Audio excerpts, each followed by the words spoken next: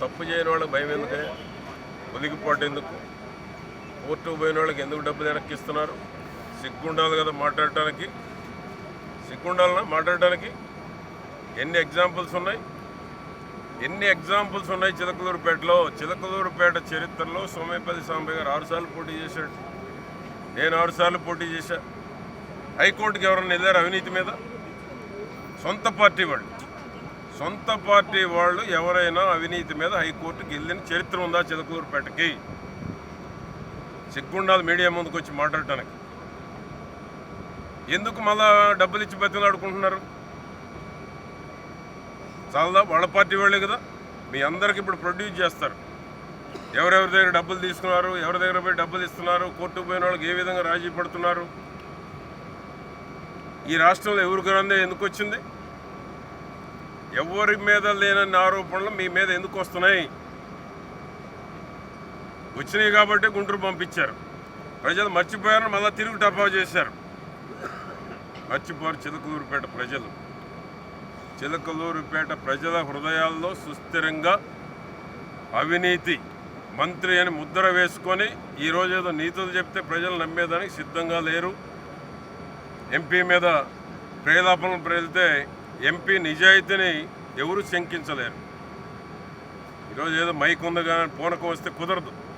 చేసిన తప్పులు కడుక్కోవాలంటే జీవితం సరిపోదు. ఇంకా చాలా ఉన్నాయి, ఇప్పుడే ఏం అవ్వలేదు, జీవితం సరిపోద్ది. కాబట్టి నోరు ఉంది కదా, మైకులు పెట్టగానే పూనకం వచ్చినట్టు మాట్లాడితే కుదరదు. మీ పార్టీ వాళ్ళే ఈరోజు రెడీగా క్యూలో ఉన్నారు, 1 by 1 అందరూ క్యూలో ఉన్నారు.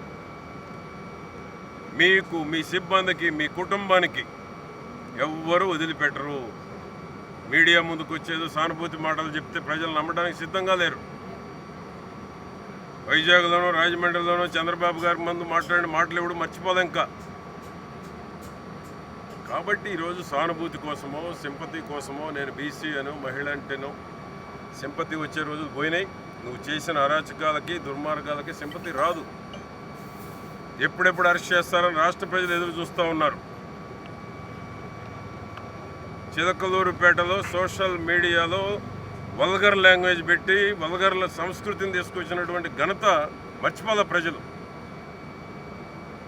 కాబట్టి ఏంటంటే ఈరోజు మీడియా ముందుకు వచ్చి నేను మాట్లాడడానికి ఏదైనా మాట్లాడవచ్చు కదా అంటే ప్రజలు నమ్మేదానికి సిద్ధంగా లేరు. తప్పకుండా నువ్వు దోచిన అవినీతి మొత్తం కక్కిచ్చేదాకా కూటమి ప్రభుత్వం వదిలిపెట్టదు. రెడ్ బుక్ రాజ్యాంగం కాదు. చంద్రబాబు గారు ఆనాడే చెప్పాడు పిల్లికోటి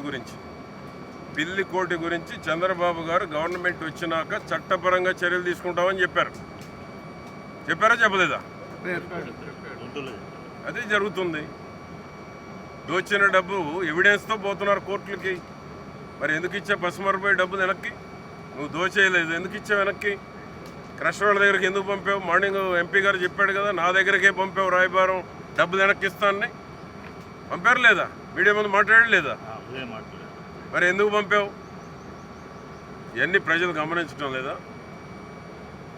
కాబట్టి తప్పు చేస్తే తప్పకుండా మూల్యం చెల్లించుకోవాల్సిందే. దోచిన డబ్బు తిరిగి ఇవ్వాల్సిందే. చట్ట ప్రకారం శిక్ష అనుభవించాల్సిందే. శిక్ష నుంచి ఎక్కడ తప్పించుకోలేరు, చట్టం నుంచి ఎక్కడ తప్పించుకోలేరు.